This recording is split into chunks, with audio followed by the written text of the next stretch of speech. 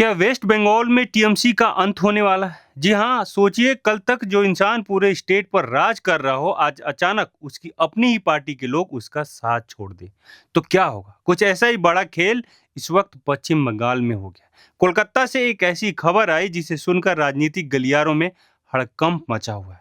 ममता बनर्जी की TMC party के कुल 80 विधायकों में से 59 विधायकों ने बगावत कर ली है। उन्होंने ममता बनर्जी का साथ छोड़कर बागी नेता ऋतव्रत बनर्जी से हाथ मिला लिया है।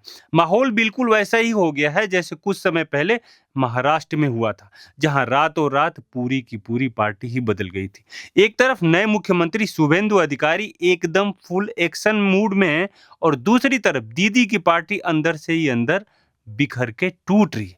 तो क्या सच में बंगाल में ममता बनर्जी का राज अब हमेशा के लिए खत्म होने जा रहा है? क्या टीएमसी का अब अंत है? क्या शुभेंदु अधिकारी और बीजेपी ने दीदी के सबसे बड़े वोट बैंक की जड़ें हिला दी है? क्या टीएमसी के निशान आने वाले समय में पश्चिम बंगाल में नहीं दिखेंगे?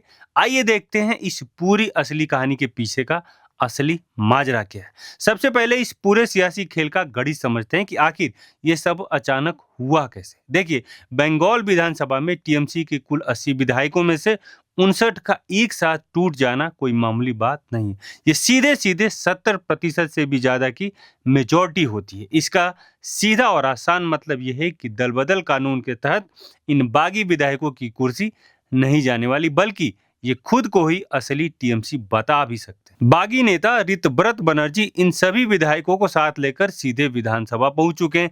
लेकिन बॉस, इस पूरे खेल के पीछे दिल्ली में बैठे बीजेपी के चाणक्य यानी कि श्री अमित शाह जी की तगड़ी प्लानिंग और प्रधानमंत्री श्री नरेंद्र मोदी जी का वो भरोसा है जिसने बंगाल बीजेपी को इतनी बड़ी ताकत दी। अमित शाह की इसी रणनीति की वजह से ही पलक झपकते ही पूरी की पूरी सरकार बदल गई और पूरी लीडरशिप बस देखती रह गई। ममता दीदी के लिए सबसे बड़ा झटका यह है कि सत्ता हाथ से जाते ही उनके बड़े नेता, विधायक और जमीनी कार्यकर्ता बहुत तेजी से उनका साथ छोड़ रहे हैं, क्योंकि सबको साफ दिख रहा है कि अब पावर दीदी के पास नहीं बल्कि दिल्ली के आशीर्वाद से नए मुख्यमंत्री शुभेंदु अधिकारी के पास आ चुकी है। अब बात करते हैं उस बड़े एक्शन की जिसने टीएमसी की बगावत को और हवा दे दी। दरअसल मुख्यमंत्री की कुर्सी संभालते ही शुभेंदु अधिकारी ने सीधे डिटेक्ट, डिलीट और डिपोर्ट यानी कि पहचानो, हटाओ और बाहर वाले फार्मूले पर काम शुरू कर दिया और इस काम में उन्हें सीधे देश के गृह मंत्री श्री अमित शाह और पीएम श्री नरेंद्र मोदी का फुल सपोर्ट मिल रहा है। शुभेंदु अधिकारी ने बिना कोई वक्त गंवाए सभी जिलों के अधिकारियों को कड़े निर्देश देकर होल्डिंग सेंटर्स बनाने का काम तेज करवा दिया, जहां अवैध रूप से रह रहे घुसपैठियों को पकड़कर सीधे केंद्र सरकार की फोर्स यानी बीएसएफ के हवाले दिया जा रहा है। यहां तक कि बॉर्डर पर जो कटीले तारे लगाने का काम सालों से रुका पड़ा था, उसके लिए जमीन ट्रांसफर करने का काम भी फटाफट पूरा कर दिया गया, क्योंकि केंद्र की मोदी सरकार इस पर बहुत पहले से ही कड़ा रुख अपनाए हुए थी। इस तबातोड़ एक्शन का खौफ इस कदर बढ़ गया कि अवैध प्रवासी अब खुद ही बॉर्डर की तरफ भाग रहे हैं। शुभेंदु अधिकारी के इस मास्टर स्ट्रोक ने दीदी के उस पारंपरिक वोट बैंक को पूरी तरह से तहस नहस कर दिया, जिसके भरोसे टीएमसी इतने सालों तक बंगाल की सत्ता पर राज कर रहे थे।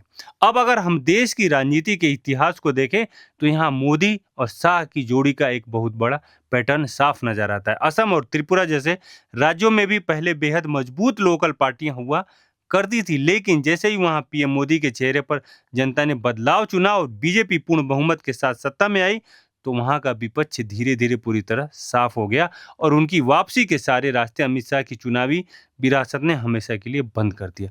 अब बंगाल में भी बिल्कुल वैसा ही ट्रेंड दिख रहा है, क्योंकि जब किसी रीजनल पार्टी से इतने सारे विधायक एक साथ टूटकर अलग होते हैं तो उस पार्टी का दोबारा उठ खड़े होना लगभग नामुमकिन हो जाता है। तो अब क्या आपको लगता है कि ममता बनर्जी इस भयानक संकट से निकलकर बंगाल में कोई नया करिश्मा कर पाएंगी, या फिर मोदी, अमित शाह और शुभेंदु अधिकारी की ये तिकड़ी सचमुच टीएमसी का परमानेंट अंत कर देगी? आपको क्या लगता है कमेंट सेक्शन में जरूर बताइएगा।